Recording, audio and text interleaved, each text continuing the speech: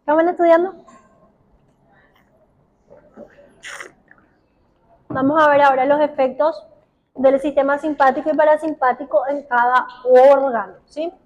Vamos a los músculos del ojo, o sea, la región del ojo, el sistema nervioso simpático a nivel de lo que es la pupila, ¿sí? Va a ser una dilatación, una midriasis. Y a nivel de lo que es el parasimpático, entonces va a ser lo contrario. Va a ser una contracción, una miosis. Miosis no es lo mismo que miasis. Miasis es infestación de larvas, de gusanos, ¿sí? Miosis, entonces la contracción pupilar. A nivel del músculo ciliar, el sistema nervioso simpático ayuda a lo que es la visión lejana, ¿sí? Y el sistema nervioso parasimpático ayuda a lo que es la visión más de cerca. Entonces, mientras que nosotros para ver de lejos tenemos que hacer una dilatación. Y para ver de cerca tenemos que enfocar, entonces hacemos una contracción. Por eso una persona que no tiene una agudeza visual muy clara, vos le pones algo de frente y él te hace así. Y ahí enfoca y después recién puede ver, ¿sí? Entonces, el simpático a nivel del ojo produce dilatación y el parasimpático a nivel del ojo produce entonces una contracción. A nivel de las distintas glándulas, lo que son las lagrimales, las nasales, a nivel de la parótida, ¿sí? Todo lo que son las salivales, la parótida, la submandibular, ¿sí? Acá falta la sublingual, glándulas gástricas y pancreáticas. La función del simpático es la constricción, ¿sí? Un poquito la constricción y la secreción de estas glándulas. A nivel del parasimpático, el parasimpático potencia lo que es la secreción, ¿sí? En mayor medida. Ahí se contienen muchas enzimas, estas glándulas contienen muchas enzimas, entonces el parasimpático hace una mayor estimulación para la liberación de las secreciones de estas glándulas. Recuerden que especialmente lo que es a nivel de glándulas y órganos abdominales, el parasimpático es el que más estimula, ¿sí? A nivel de lo que son las glándulas del sudor, la sudoración excesiva de todo el cuerpo es función del simpático. Imagínense cuando nosotros estamos estresados, estamos con miedo, estamos haciendo una actividad física, nuestro cuerpo está en una mayor descarga adrenérgica. Entonces, por ende, la sudoración también acompaña. Entonces, eso es sistema nervioso simpático. Ahora, una sudoración un poquito más concentrada, localizada a nivel de lo que es cuando estamos un poquito nerviosos, es muy poco lo que el parasimpático puede actuar, más esto es aumento del simpático, una función más simpática.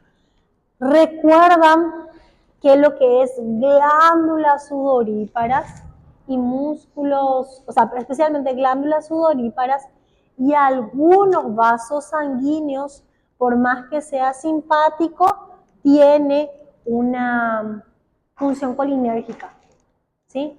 Algunos vasos sanguíneos en las glándulas sudoríparas y los pilorectores, entonces va a tener una función más colinérgica. Entonces, las glándulas apócrinas, esos son los que generan más no sé si podríamos llamarlos feromonas, ¿sí? Pero nuestro cuerpo, cada cuerpo tiene un olor característico, que es del propio cuerpo, de cada uno, o sea, cada cuerpo tiene un olor diferente, ¿sí? Eso lo hacen las glándulas apócrinas. En cuanto a los vasos sanguíneos, lo más común, ¿sí?, es que el simpático es el que genere la vasoconstricción. Eso es lo más común. Ahora, en cuanto al corazón, ¿qué es lo que más solemos estudiar sistema respiratorio, gástrico, genitales y corazón. ¿Sí?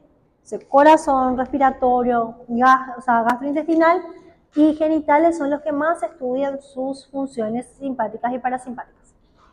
Entonces, fíjense, en el corazón el simpático aumenta la frecuencia cardíaca, o sea, produce taquicardia, aumenta la fuerza de contracción y a nivel de los vasos sanguíneos, ¿sí?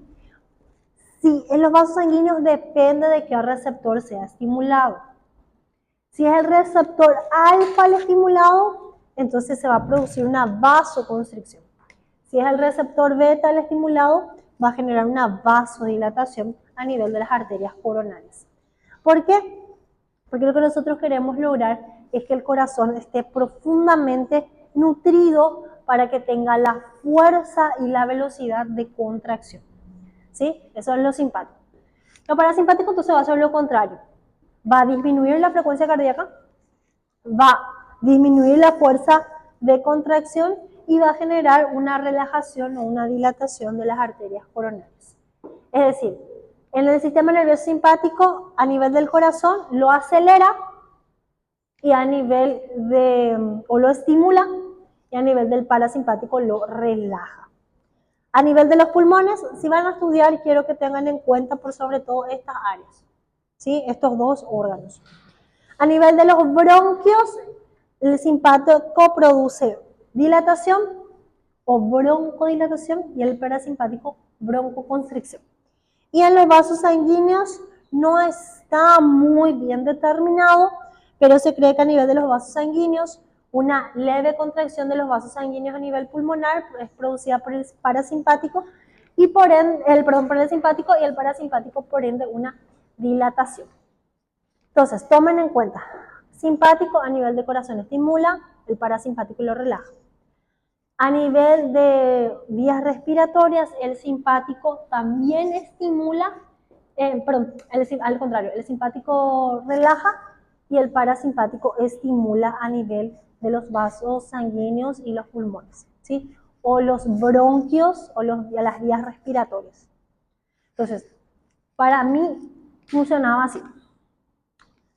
Vías respiratorias tenían mucho parecido con digestivo. Y corazón era lo contrario. A mí me sirve. ¿Sí? Entonces, yo solo aprendí que el simpático, en la época, el simpático estimula el corazón. Entonces el parasimpático lo inhibe y lo contrario es digestivo. El parasimpático estimula, el simpático inhibe. Y si el gastro es parecido al pulmón, entonces en el pulmón, el parasimpático, ¿sí? El parasimpático tiene que estimular y el simpático tiene que relajar, principalmente a nivel de los bronquios, ¿sí? A nivel de la vía respiratoria. De los vasos sanguíneos no está muy bien establecido todavía. A nivel del tubo digestivo, dice, a nivel de la luz, disminución del peristaltismo y del tono, o sea, relajación del simpático y aumento del peristaltismo y del tono por el parasimpático, ¿sí? Estímulo. A nivel de los esfínteres, ¿qué pasa? Al aumentar a nivel de los esfínteres, nosotros tenemos el peristaltismo, ¿sí? Pero el esfínter, ¿dónde tenemos esfínter en el tubo digestivo? A nivel del estómago y el duodeno, ¿sí? A nivel de la vía biliar, el conducto colédoco y el duodeno, ¿sí? ¿Cuándo nosotros vamos a tener una acción parasimpática? ¿Por qué el esfínter se relaja en el parasimpático? Porque cuando está relajado, ahí va a pasar, está aumentado el peristaltismo, llegó al esfínter. Si el esfínter está cerrado, no va a pasar ningún alimento, ninguna secreción. Se tiene que relajar el esfínter para que se abra y para que el peristaltismo continúe su trayecto. Por eso es que en la luz gastrointestinal el parasimpático estimula y relaja los esfínteres para que pueda seguir el peristaltismo. ¿Se entiende? ¿Sí? Porque si está contraído el esfínter, no va a pasar sustancia al otro lado. Tiene que estar relajado para que el peristaltismo pueda continuar. ¿Para qué nosotros necesitamos que el hígado libere glucosa? ¿Para qué necesitamos que el hígado libere glucosa?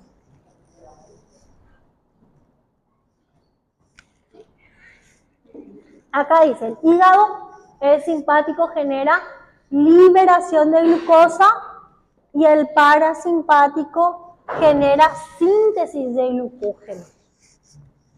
Cuando actúa el sistema nervioso parasimpático, recuerden que el simpático es de lucha huida, y el parasimpático es me relajo, como, duermo y defeco también, si de paso, ¿verdad? Entonces, cuando yo estoy activando el simpático, yo necesito mayor consumo energético. ¿Y de dónde viene la energía? De la glucosa. ¿Y quién es el que libera más rápidamente la glucosa? El hígado. Entonces, si el simpático está estimulado, el hígado va a liberar glucosa. Ahora, si yo estoy en el parasimpático, estoy en una vibe más relajada, entonces yo tengo que ahorrar. Entonces el parasimpático a nivel del hígado va a generar ahorro de glucosa y va a formar glucógeno. ¿Se entiende? Ahora, a nivel de la vesícula biliar. A nivel de la vesícula biliar, yo necesito bilis para que ocurra la digestión. Digestión es del parasimpático. Entonces, el parasimpático a nivel de las vías biliares va a generar estímulo. Y el parasimpático. Y el simpático va a generar relajación. Porque cuando yo necesito salvarme de que me agarre, no sé, un auto, yo no necesito liberar en ese momento bilis. ¿Sí? Entonces el simpático lo relaja, el parasimpático lo estimula. A nivel del riñón. En el simpático hay disminución de la diuresis y secreción de la renina. Es decir, cuando yo necesito salvar mi vida, sinceramente no voy a producir orina. No voy a necesitar producir orina en ese momento. O sea, produzco orina cuando estoy relajada. Pero eso no significa que no vas a poder orinar. No vas a producir la orina. Pero si la orina ya está en la vejiga, el simpático va a generar liberación de esfínteres. Entonces igual vas a orinar. Tipo, no sé cómo se dice en portugués la frase, pero me oriné del susto, me caí del susto, dicen acá. ¿Entiendes? Bueno, sí, vas a tener liberación de esfínteres, pero no vas a producir nueva formación de orina, ¿sí? Ni formación de heces. No vas a producir, pero si ya hay, allá llegando ya el esfínter externo, ahí sí puede haber una liberación, ¿sí? Bueno, a nivel de la vejiga, por eso estábamos diciendo, si estimulamos el simpático va a haber una relajación y entonces va a generar, entonces puede llegar a generar una pérdida. A nivel del parasimpático, a nivel del músculo detrusor, va a generar una contracción.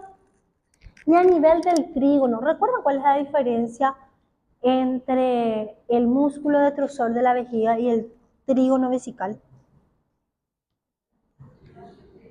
¿Qué era el trígono vesical? Los uréteres que llegan y el esfínter urinario interno, ¿sí? O el esfínter de la uretra, el esfínter interno de la uretra, ese forma el trígono vesical, son esfínteres. ¿Qué va a generar el simpático a nivel de los esfínteres? Acá. Contracción. ¿Sí? Y el parasimpático, relajación. Ahora, el músculo detrusor de la vejiga es un músculo voluntario que tiene un poquito de inervación autónoma. ¿Sí? Cuando nosotros vamos a orinar, ¿qué tiene que haber? Contracción de la vejiga. Y cuando está relajada, se llena. Cuando está relajada, se llena. Y cuando se contrae, expulsa la orina. Entonces, a nivel del músculo detrusor de la vejiga, el simpático lo relaja y el parasimpático lo contrae en formaciones fisiológicas. A nivel de, acá no solo el pene, chicos, aquí puede ser también a nivel de los genitales, ¿sí? Femeninos también. Pero el más conocido es a nivel del genital masculino. Si se estimula el simpático, primero hay una estimulación del parasimpático. ¿Sí? Una estimulación del parasimpático para la erección y posteriormente para la eyaculación, o sea, es el simpático el que actúa. Porque esto no puede ir juntos. ¿Sí? Porque una vez que ya hay eyaculación, termina la erección. Entonces, parasimpático para la erección y simpático para la eyaculación. Ahora, arteriolas sistémicas. Este se refiere a músculo liso. Pero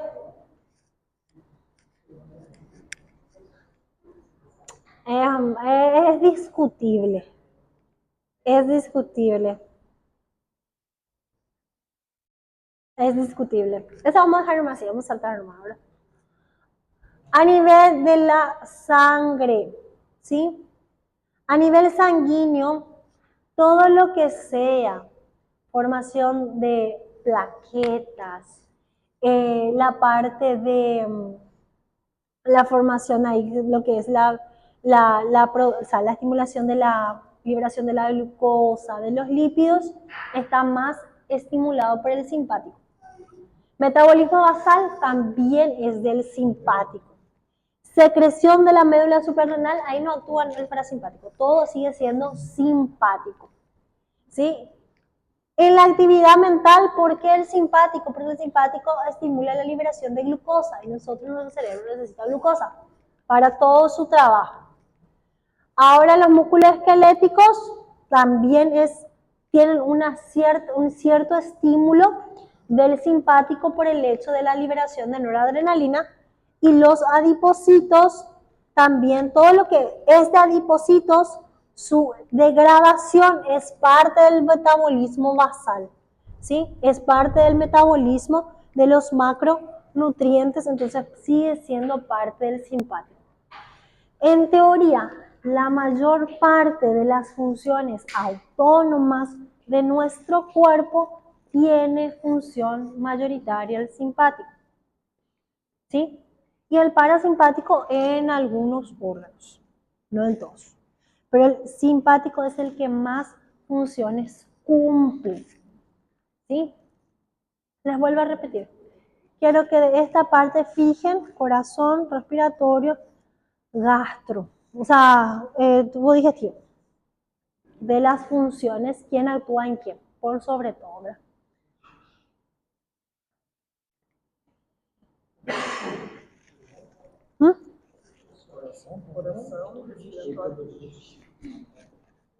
Esos son los principales. Ayúdame para despertarte. Vamos a ver qué hace la médula suprarrenal. Recuerda, glándula suprarrenal, médula y corteza. Vamos a la parte central, que es la médula. ¿Ves? Por favor. Sí, por favor. Función de la médula suprarrenal. La estimulación de los... Fuerte, porque allá tu compañera no te escucha. Estrella no te está escuchando, digo. Estrella, siente aqui. Función de la medula suprarrenal. La estimulación de los nervios simpáticos de la medula suprarrenal hace que liberem grandes cantidades de adrenalina, 80%, e noradrenalina, 20% na sangue circulante, e essa dos hormonas, a sua vez, se transportam na sangue a todos os tecidos do corpo. Hasta el final. Hasta el final. La noradrenalina circulante provoca a constrição da maioria dos vasos sanguíneos do corpo. Também aumenta a atividade do coração, inibe o trato gastrointestinal, dilata as pupilas dos outros. A adrenalina causa quase todos esses efeitos produzidos pela noradrenalina, pero os efeitos diferem pelos seguintes aspectos. Devido a seu maior efeito na estimulação dos receptores beta, tem um maior efeito sobre a estimulação cardíaca, causa uma débil contração dos vasos sanguíneos a nível dos músculos, sube a pressão arterial em menor magnitude, pero aumenta mais o gasto cardíaco, exerce um maior efeito metabólico, acelera a glucogenólise hepática e muscular e libera uma glucosa ao sangue. A medula suprarrenal apoia as funções do sistema nervoso simpático. A adrenalina e a noradrenalina quase sempre são liberadas pela medula suprarrenal, ao mesmo tempo que os diferentes órgãos são estimulados diretamente pela ativação simpática generalizada.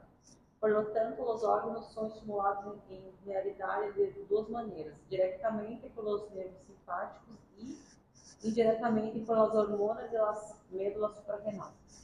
Entonces, la función de la médula suprarrenal, cuando ella recibe la sinapsis de la preganglionar, esta médula suprarrenal va a liberar principalmente adrenalina y noradrenalina.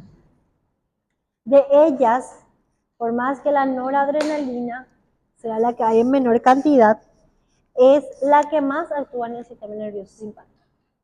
¿Sí? Casi todas las funciones del sistema nervioso simpático es causada por la noradrenalina. La adrenalina cumple lo mismo, las mismas funciones, porque es una pequeña diferencia química nomás entre ellos. Entonces, la adrenalina cumple casi las mismas funciones que la noradrenalina, excepto, esto es lo que más, una de las cosas que más llama la atención. No sube la presión arterial, pero sí el gasto cardíaco. El gasto cardíaco es el volumen sanguíneo que se eyecta en un minuto. ¿Sí? La presión tal vez no sea tanta, pero el volumen sí puede aumentar. También ejerce mayor efecto metabólico para la degradación de los distintos macronutrientes y formación o liberación de energía. ¿Sí? En este caso es la degradación de la energía. ¿Sí? Eso es lo que más actúa, porque si es glucogenólisis yo estoy liberando glucosa, ¿sí? ¿Y para qué yo estoy liberando glucosa? Para gastar esa glucosa, para gastar esa energía. Entonces, metabólicamente es más fuerte la adrenalina que la noradrenalina. Y a nivel del corazón tiene un mayor efecto sobre los receptores beta que sobre los receptores alfa. Esas son las cosas más importantes que podemos decir de diferentes entre la adrenalina y la noradrenalina. ¿Cuál secreta mayor la médula suprarrenal? Adrenalina. Pero el mayor efecto en casi todos los órganos tiene la noradrenalina. Entonces, la nora y la adre cumplen casi las mismas funciones, pero la adrenalina se diferencia en tres funciones principales. Aumento del metabolismo basal, aumento del gasto cardíaco, ¿sí? Y aumento en la función de unión con los receptores betas del corazón.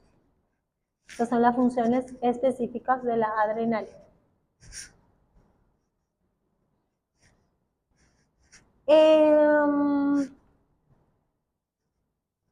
Creo que yo no les puse ahí una imagen. Ahí yo tenía que poner una imagen de lo que es el metabolismo de la adrenalina. Déjenme, les voy a agregar.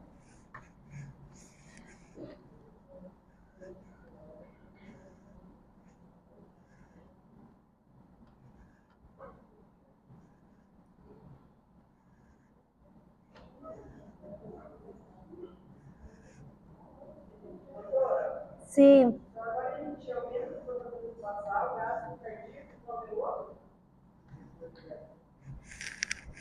¿Qué pasó?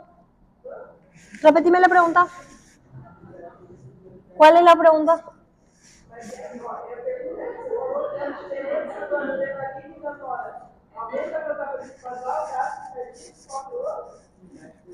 Actúa sobre los receptores beta. Actuación mayoritaria sobre los receptores beta cardíacos. Ajá, me falta una cosita, no les puse. Bueno, les aviso ya que voy a agregar algo. Después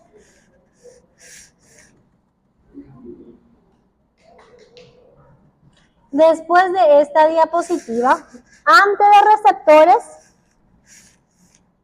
y después de síntesis de acetilcolina, destrucción y nananá, les voy a poner una diapositiva que habla sobre la síntesis, utilización, o sea, síntesis, secreción y destrucción de la adrenalina y la noradrenalina.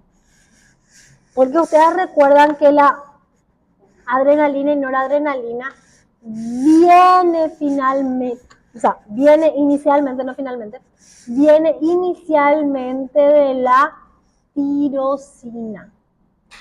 La tirosina que después se convertía en dopamina, la dopamina que se convierte en noradrenalina, la noradrenalina, la adrenalina. Ese es su paso a paso. Esa parte de lo que ahora me estaba pareciendo raro, así tipo, ¿dónde nosotros hablamos esa parte? Y no les puse. Les voy a agregar en esa diapositiva. Va a ser la diapositiva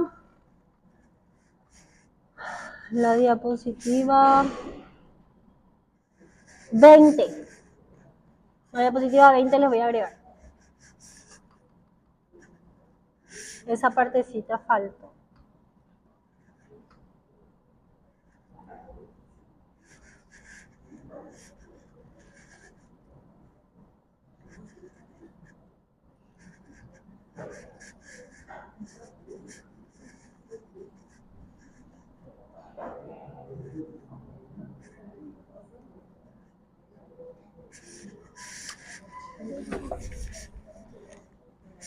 Acá. ¿Recuerdan ustedes qué es el tono?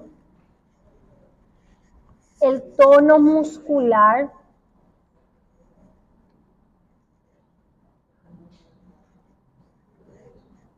¿Qué era el tono?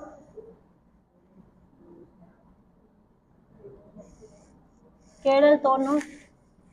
Tono muscular. Grado de contracción propia del músculo. Si no es una contracción voluntaria, es el grado de la contracción del músculo. Entonces, el libro habla sobre lo que es el tono simpático y el parasimpático. Acá tenemos explica todo, pero acá está el resumen. El tono simpático se encarga de aumentar, ¿sí?, o disminuir la actividad del órgano estimulado, especialmente a nivel de los vasos sanguíneos, ¿sí? Entonces, el tono simpático puede generar en las arteriolas sistémicas, o sea, del cuerpo, las arterias del cuerpo, una vasoconstricción, aumentando su estímulo, o una vasodilatación, disminuyendo el estímulo. Si el simpático estimula mucho, va a generar vasoconstricción. Si el simpático estimula poco, va a generar finalmente una vasodilatación. Entonces, en cuanto al tono simpático. En el tono parasimpático, el parasimpático mantiene principalmente el tono gastrointestinal, ¿sí? Entonces, si actúa mayoritariamente el parasimpático, si el parasimpático estimula demasiado, va a generar una mayor actividad gastrointestinal, y si el parasimpático estimula poco, va a disminuir el tono gastrointestinal. Mientras más estimulen, el simpático va a generar vasoconstricción y el parasimpático aumenta el tono gastrointestinal. Si el parasimpático actúa poco, va a generar relajación gastrointestinal, y si el simpático actúa poco, va a generar disminución del tono vascular o vasodilatación. Eso dice el libro. Les voy a preguntar, puede ser. Puede ser.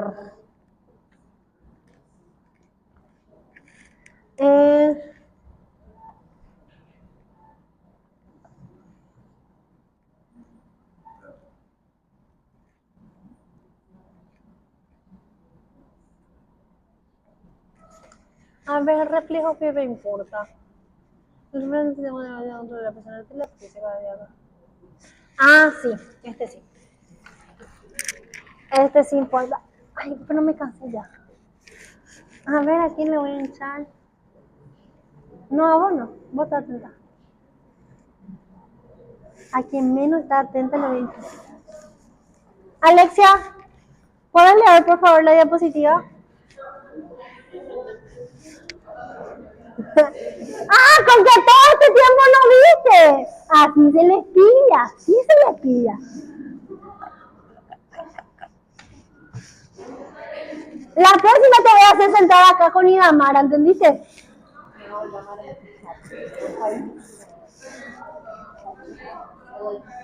Presten atención.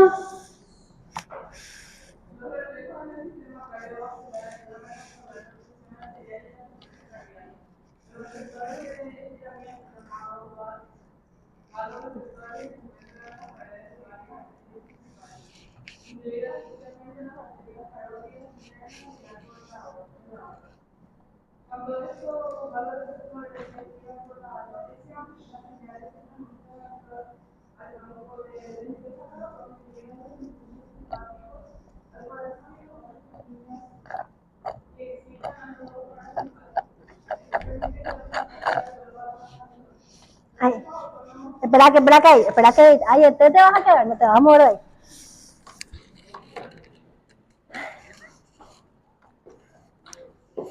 ¿Recuerdan que cuando nosotros vimos mecanorreceptores, vimos algo que se llama varoreceptor? ¿Para qué sirve el varoreceptor? ¿Dónde se encuentra principalmente el varoreceptor? Estos varoreceptores detectan cuando la arteria está muy estirada y cuando la arteria está muy relajada. Cuando la arteria se estira, estimula el varoreceptor.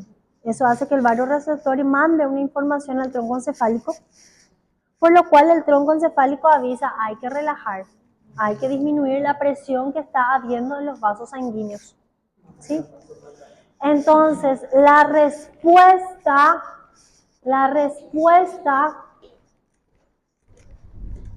se da a través de los parasimpáticos. Entonces, el parasimpático a nivel del nervio vago va hasta el corazón y lo relaja. Y relaja al vaso sanguíneo también. El parasimpático se estimula para que baje la presión arterial. ¿Sí? Para que baje la presión arterial. Muy bien. Ahora sí, Alexia, seguí con todo digestivo.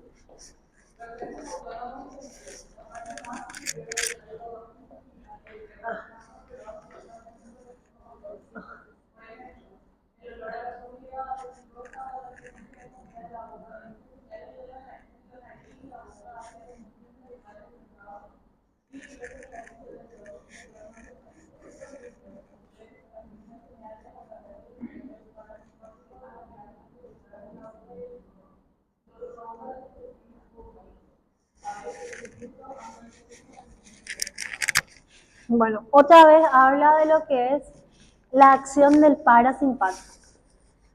Por ejemplo, nosotros dijimos que el parasimpático actúa sobre las glándulas lagrimales, nasales, salivales, gástricas. Entonces, muchas veces el estímulo de ver una comida que nos gusta, ¿sí? O incluso una comida que no nos gusta. Porque podría ser cuando vemos un limón, por ejemplo. ¿Nunca les pasó que cuando ven así algo ácido, como que se les tira y se produce mayor salivación?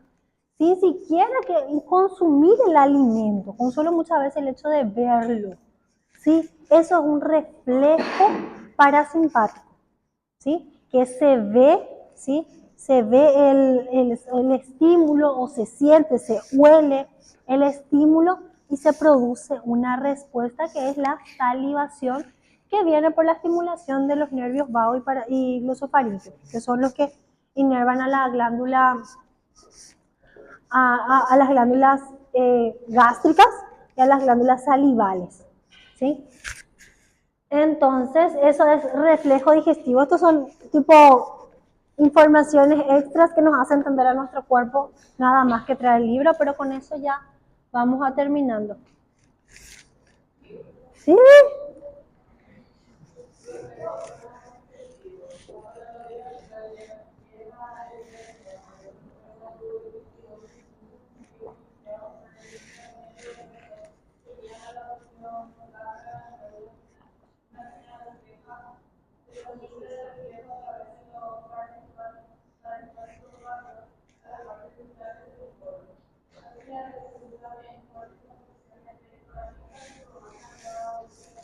Muy bien. Seguimos entonces con el reflejo parasimpático. A nivel del recto ano también hay unos receptores, unos mecanorreceptores, que cuando la materia fecal presiona la pared del recto, ¿sí? Esa presión sensitiva va hacia la médula sacra y la médula sacra trae una respuesta motora parasimpática, porque el parasimpático, ¿qué hace? Estimula. Entonces, aumenta el peristaltismo, relaja al esfínter y ahí se puede producir la defecación. ¿Sí? Último.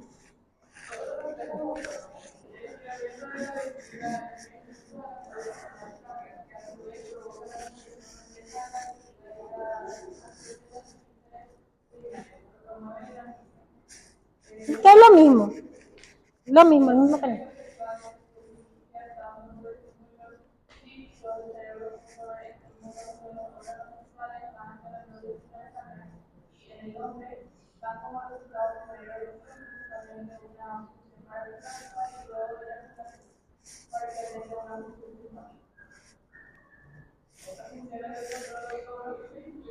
Es que quería que explique esa parte, evidente es.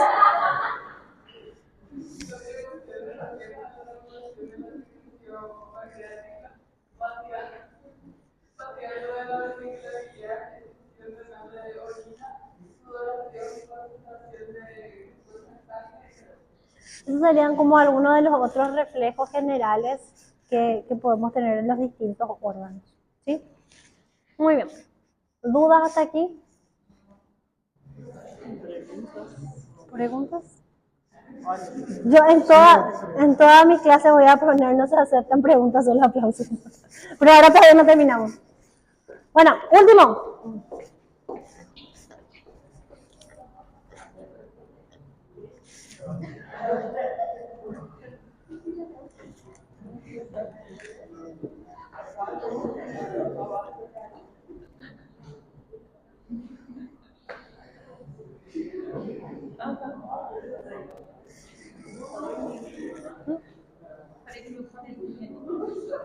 Meu coleguinha Bernardo. Bernardo o Bernardo. O Bernardo.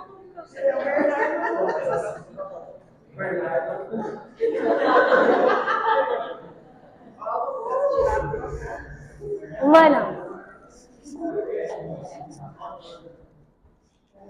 esto yo ya les había explicado en las primeras clases. El sistema nervioso simpático es el sistema del estrés, o el sistema de la vigilia, o el sistema de la alarma. ¿Sí? Pasa que cuando se estimula la liberación de la médula suprarrenal para que libere estos neurotransmisores adrenérgicos, esto activa el sistema simpático y como que activa a todas las funciones del sistema nervioso simpático. Entonces, el sistema nervioso simpático en conjunto, en los diferentes órganos, al mismo tiempo descarga su adrenalina y noradrenalina. Como descargan todas las fibras simpáticas del cuerpo, se le llama descarga masiva.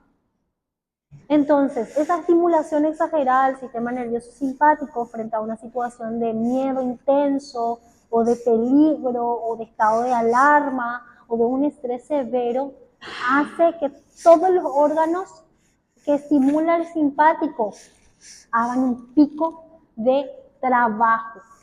Entonces, cuando hay una descarga masiva del sistema nervioso simpático, nosotros tenemos aumento de la presión arterial porque necesitamos que llegue más flujo sanguíneo al cerebro, al pulmón, al corazón y a los músculos, que son los órganos que nos va a hacer sobrevivir.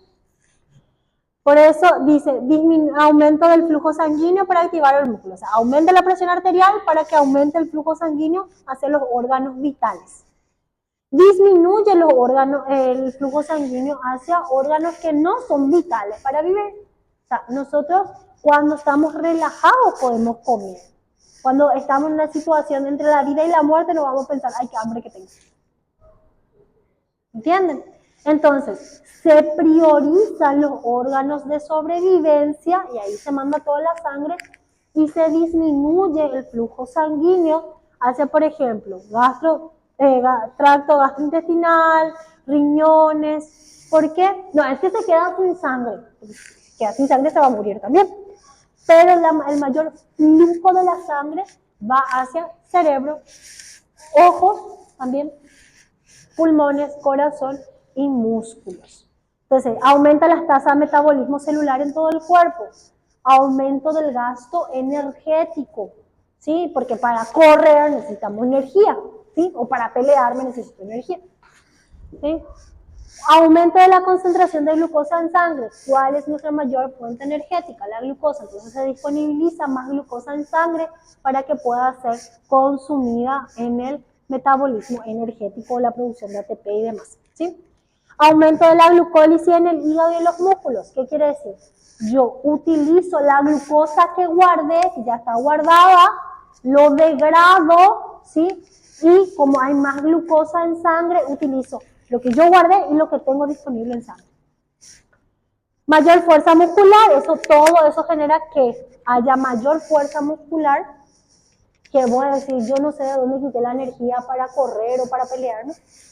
Mayor actividad mental, porque vos pensás varias cosas al mismo tiempo, o sea, se prioriza cómo se piensa y cómo yo voy a hacer para sobrevivir. Corro, grito, le llamo a alguien, me peleo, agarro una silla, agarro un cuchillo, ¿qué voy a hacer? ¿Sí? Y aumento de la tasa de coagulación sanguínea.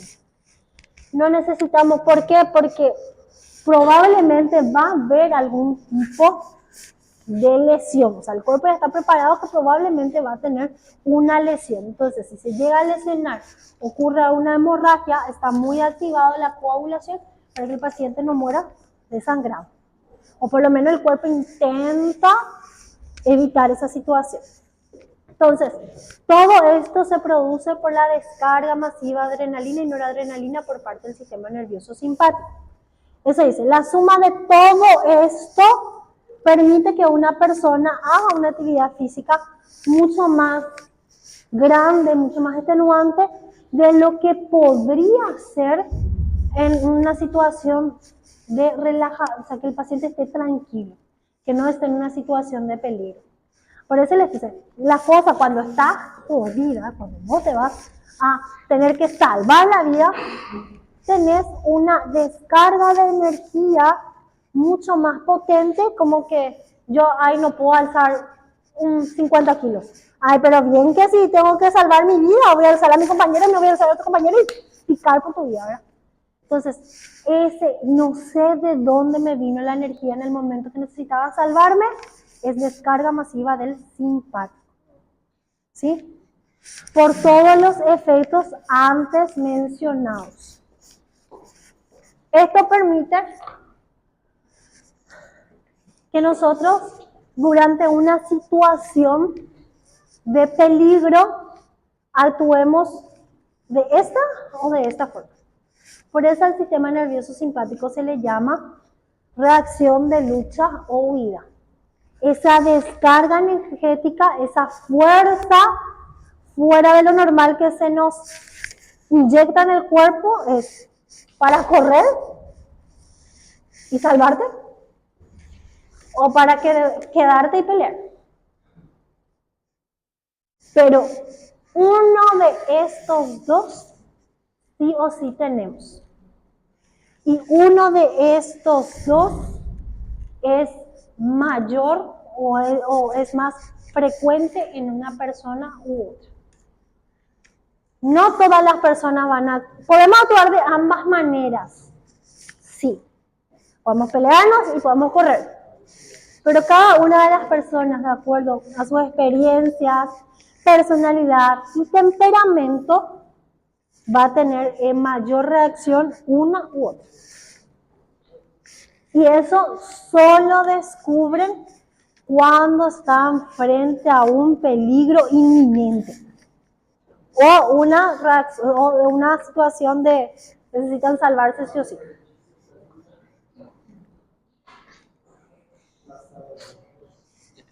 ¿Alguien ya sabe acá cuál es su respuesta? ¿Cuál es su respuesta? Si es de lucha o de huida.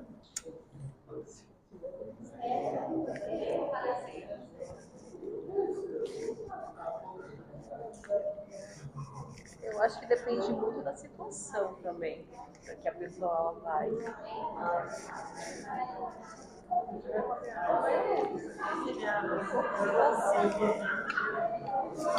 Você corre ou você luta? Yo lucho. Yo me peleo.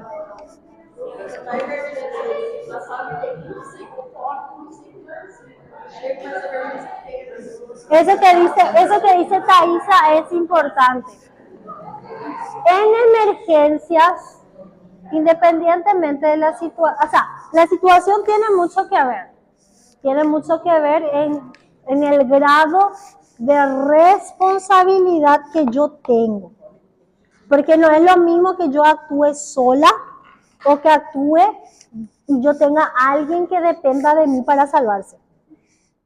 ¿Sí? Sí tiene que ver un poco el contexto. Pero si quitamos el contexto fuera y somos solo nosotros, nuestra reacción para salvarnos, ¿cuál es? O me quedo y me peleo, o agarro y corro.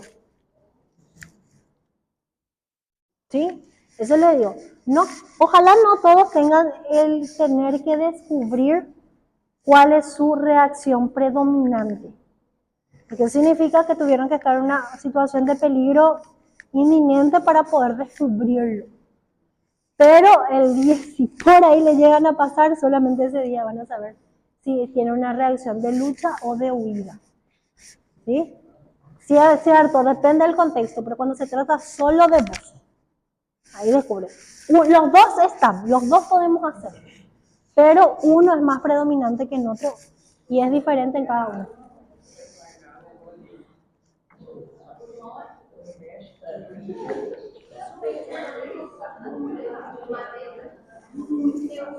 Sí.